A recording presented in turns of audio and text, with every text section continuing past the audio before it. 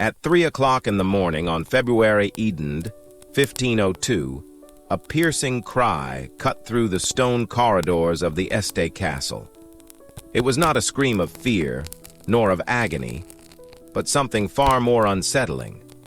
The guards lowered their eyes in silence, while diplomats and courtiers exchanged tense glances, each of them fully aware that what they were hearing was not ordinary passion, but the enactment of the most dangerous and secretive ritual of power in Renaissance Europe.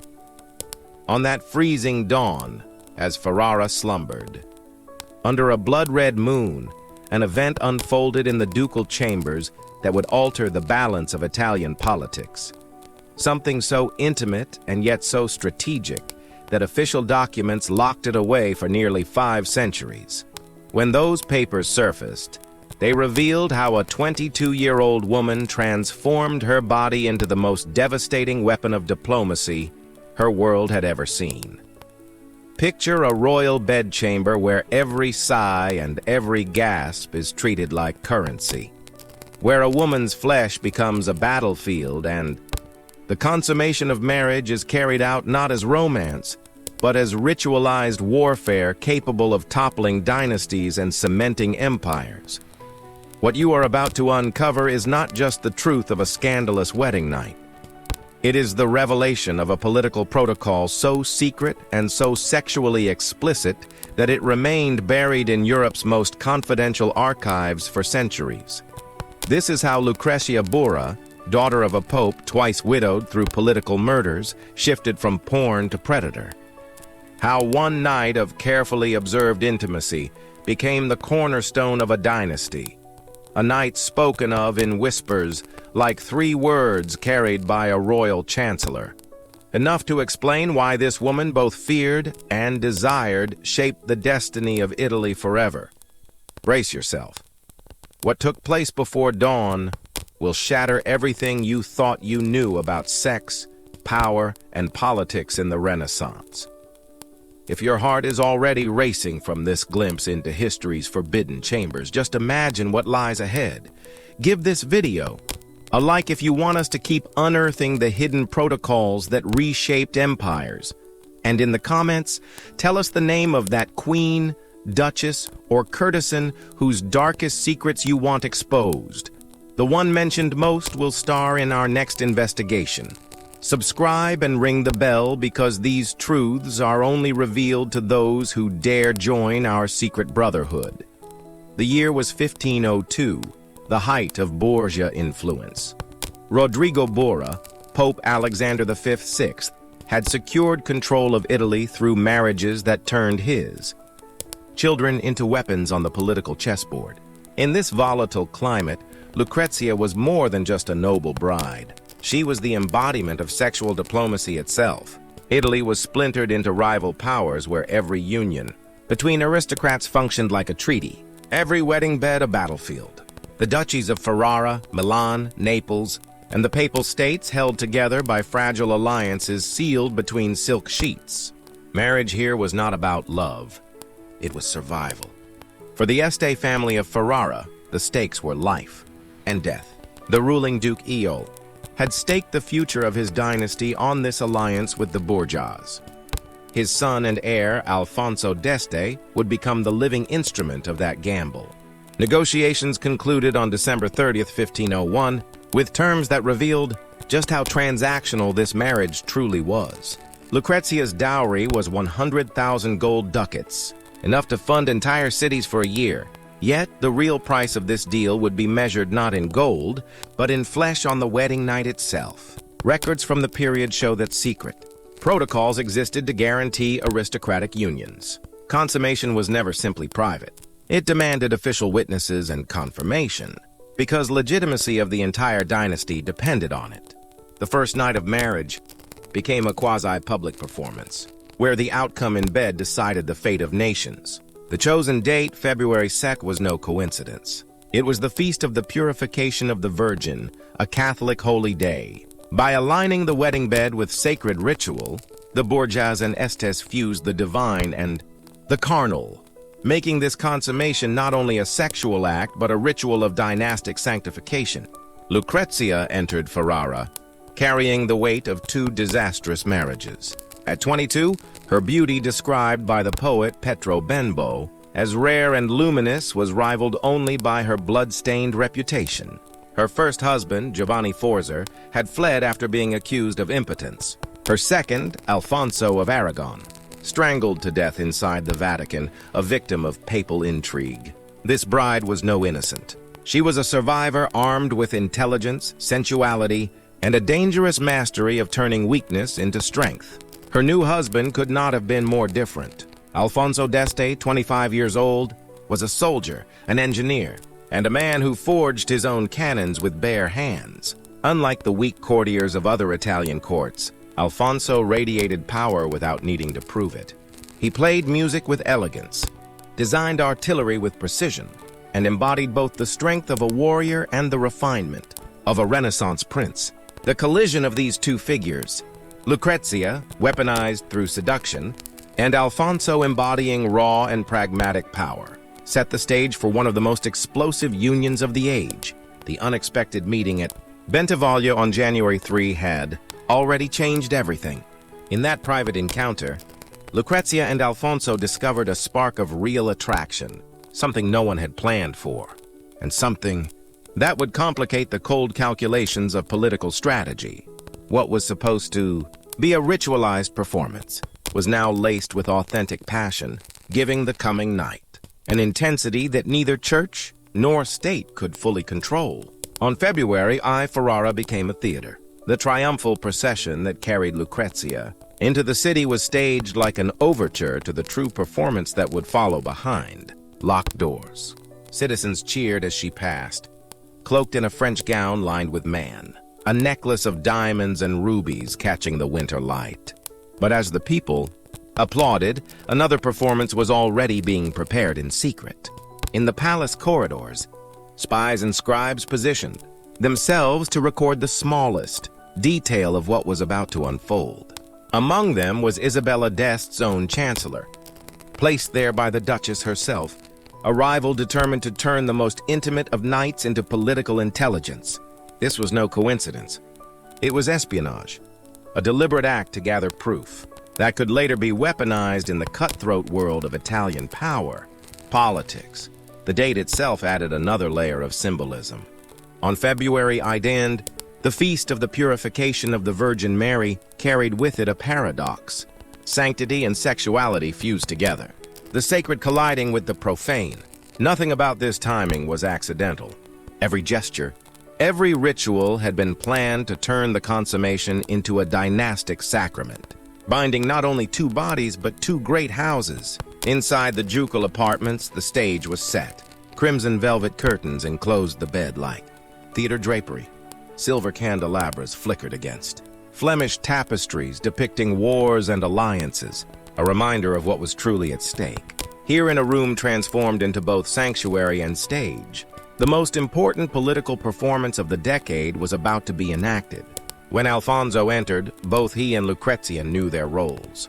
Their meeting at Bentivoglio had already awakened something genuine between them, but now that spark had to be harnessed and displayed as proof. What would unfold was not merely a private act.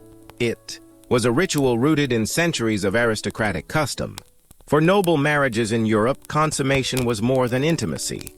It was a certificate of legitimacy, a binding act that proved heirs could be born. Alliances secured, dynasties continued. But in Renaissance Italy, disproof required witnesses, silent, hidden, but present nonetheless. The royal bed became a courtroom, the act of love, a verdict that would decide the future of nations. Lucrezia, hardened by 2 disastrous marriages, understood this better than anyone. Giovanni Forza's impotence had turned into public humiliation and annulment. Alfonso of Aragon's death, by strangulation in Vatican chambers, had shown her that weakness in the marriage bed meant weakness in politics, and weakness in politics could mean death. These lessons shaped her strategy. She would no longer be a pawn. She would survive, even dominate, by turning her body into a weapon. Alfonso too grasped the stakes. His virility was already known, but knowledge was not enough. It had to be proven, documented, witnessed. The Este family could not risk whispers of impotence or infertility. To ensure legitimacy, the ritual called for more than one consummation. Every act would be recorded as irrefutable evidence, a shield against annulments, scandals, or assassination plots. And so the night began. The first consummation carried a charge neither had expected. Real passion mixed with political necessity, producing an energy that startled even them. For once, duty and desire were aligned. This union was not just staged, it was lived. The second consummation, recorded by Isabella, d'Este's embedded chancellor, showed just how closely every moment was monitored. To outsiders, this might seem an invasion, but in the eyes of the court, it was duty. The bedchamber was simply an extension of the treaty room, and every sigh and cry was political testimony. The third and final act sealed the ritual. It was no longer just the bonding of two individuals. It was the creation of a living alliance, a new axis of power between the Borgia and Este families. The official records of that night provided the legal and political validation both houses needed. Alfonso's endurance and composure proved not only his virility but his psychological steel. To perform under such pressure required the same discipline he showed as a military leader. Lucrezia, for her part, revealed the survivors, instincts that had kept her alive through betrayal and blood. Together they had transformed a dangerous test into triumph. This night of passion, witnessed, documented, and sanctified, was not just about love. It was politics. It was power. Lucrezia's ability to transform weakness into power, turning her own body into a shield against political destruction, set a precedent that would echo across the Renaissance. The meticulous notes recorded by the official chancellor became more than gossip or scandal. They became a binding document, a certificate of dynastic legitimacy that could protect the Estaba union for decades. Within those pages lay a guarantee against annulment, against plots to undermine the marriage, against the excuses rival powers often used to launch military or diplomatic attacks. That night on February 2nd, 1502, created a new paradigm. From then on, documented multiple consummation was not an oddity, but the standard for validating political unions of the highest importance. The royal bedchamber was no longer simply a private space. It was a courtroom, a stage, and a battlefield where sexual performance itself determined the fate of empires. When dawn broke on February 3rd, too, individuals had been transformed. No longer simply bride and groom, Lucrezia and Alfonso emerged as architects of a new political reality. Their successful execution of the dynastic ritual gave the alliance a foundation, so strong it would ripple across Italy for decades, showing the world that sexuality, when harnessed strategically, could be the sharpest weapon in a ruler's arsenal. The reverberations spread far beyond Ferrara's castle walls. What had begun as an intimate ritual was now had always ruled court life as the unrivaled star, now political earthquake. Rivals who had prayed for the marriage to collapse were left powerless in the face of documented proof. They could no longer dismiss Lucrezia as a tainted pawn or Alfonso as a mere soldier. The record stood as irrefutable evidence. This union was both legitimate and unbreakable. Almost overnight, Lucrezia's position within the Este court transformed. No longer a tolerated outsider, she became essential. Her survival was now tied directly to the survival of the dynasty itself. Her death would bring chaos, so her presence guaranteed stability. For the first time, she was untouchable. Alfonso, too, emerged stronger. His performance had proven not only virility, but resilience under pressure. Where other noble heirs had faltered, humiliated by annulments or whispers of inadequacy, Alfonso had triumphed. His reputation as the true successor of Ferrara was no longer a question, but a fact. But not everyone rejoiced. Isabella d'Este, who faced a dangerous rival. Lucrezia's success had turned her from a target into a force. The rivalry between the two women, already tense from their first meeting at Malalbero, now exploded into a silent war. Ferrara became a stage for psychological combat. Subtle gestures, whispered rumors, quiet contests for influence that would shape the court for years to come. The alliance also reshaped Italy's geopolitics. France, Spain, and rival duchies were forced to acknowledge the Esteba bond as a consolidated power bloc. Diplomatic calculations shifted. Treaties, trade routes, and military strategies had to be redrawn around the fact that the Borgias and Estes had successfully fused into one. Yet politics was not the only battlefield. On September 5, 1502, Lucrezia gave birth to a stillborn daughter after convulsions in labor. Rumors erupted immediately. Was the child conceived on the wedding night or earlier, during her secret meetings with Alfonso before Ferrara?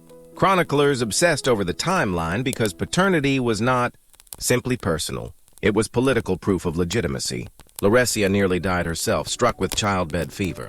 Many women did not survive.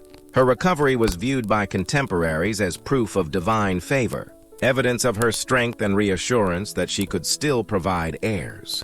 But the ordeal changed her. Confronting death in childbirth hardened her sense that survival in this world demanded more than beauty or obedience. It demanded strategy. This new clarity led her down another dangerous path. About a year later, she entered into a relationship with Francesco Gonzaga, Marquis of Mantua and the husband of her bitter rival, Isabella d'Este. It was an affair born not only of passion but of calculation. By choosing Isabella's own husband, Lucrezia struck at her rival's pride, while securing another line of political protection. The relationship was carefully hidden, yet its impact was seismic. Letters between Lucrezia and Francesco, uncovered centuries later, reveal both authentic emotion and political cunning. She was not merely manipulating him. She found in Francesco a genuine connection, yet one that doubled as insurance against her enemies. Her ability to balance this affair while preserving her marriage to Alfonso showed the mastery she had developed over sexual diplomacy. She was no longer simply a survivor. She was a strategist, weaving webs of intimacy and loyalty that could shield her against any threat. For Isabella, the affair was devastating. To lose influence at court was one thing, but to lose her husband's attention to Lucrezia was an attack both personal and political. The rivalry that followed would haunt Ferrara's court for decades. For Isabella d'Este, the revelation that her husband had fallen into the arms of her fiercest rival was more than humiliation. It was a political catastrophe. Court whispers turned into daggers. The very woman she sought to diminish had struck back with a weapon. Isabella herself had mastered influence through desire. Lucrezia had not only avenged herself, but she had redefined the game, showing that intimacy could be weaponized as effectively as armies. Her affair with Francesco Gonzaga, sustained for years, became a new model of Renaissance sexual diplomacy. These were not fleeting romances. They were tactical extensions of politics. Aristocratic affairs became safety nets, diversifying one's network of protection, just as kingdoms diversified their alliances. Other noble houses soon followed, weaving their own webs of lovers and confidants as shields against betrayal and exile. Meanwhile, the legitimate heirs Lucrezia bore Alonso cemented her position beyond dispute. Each birth was living proof that the legitimation protocol of her wedding night had succeeded. With every child, she was no longer simply tolerated. She was indispensable. The Este dynasty's survival was tied directly to her body, her resilience, and her ability to deliver continuity. Her evolution was extraordinary. Once a pawn trapped in the brutal mechanics of dynastic marriage, Lucrezia had transformed into an architect of her own fate. She turned the vulnerabilities of her gender into tools of power, showing that strategy could coexist with survival. Where others were broken by circumstance, she mastered it. The wedding night of February 2nd and the archives it left behind remain one of the most detailed windows into how Renaissance marriage diplomacy truly worked. Strip away the fairy tale gowns and poetic vows, and what remains is raw calculation. Unions forged not for love, but for power. Consummations staged and documented to prevent annulment. Sexual protocols designed to anchor alliances in something irrefutable. The template pioneered by the Borgias and the SDS spread. Documentation plus consummation became the formula for unshakable alliances. Even after their deaths, their descendants inherited not just lands, but a methodology, a cold, precise system where the bedroom was as crucial to politics as the battlefield. Lucrezia's transformation from pawn to power broker stands as one of the most striking examples in European History of a woman seizing agency in a world designed to crush her. She proved that intelligence, courage, and strategic intimacy could bend the rules of a system thought immovable. And yet her story is only one shard of a hidden mosaic. The archives of Europe hold countless similar secrets, protocols buried because they reveal truths too scandalous for the official record. Queens, duchesses, and courtesans wielded sexuality as a weapon, every bit as decisive as diplomacy or war. Did you know Catherine de' Medici perfected a system of seduction that let her control 3 French kings? That Anne Boleyn's mastery of erotic politics shattered England's Catholic unity and birthed a new religion. That Isabella of Castile ensured Spain's unification by orchestrating a consummation so thoroughly witnessed it required 5 official chancellors. These women were never passive. They were lethal players in a dangerous game, rewriting rules from inside gilded cages. If this glimpse into Lucrezia's world has unsettled you, if it's shown you that history's most forbidden truths are far more fascinating than the sanitized myths, then you've only scratched the surface. Hidden in Europe's secret archives are entire systems of bedroom diplomacy that reshaped empires.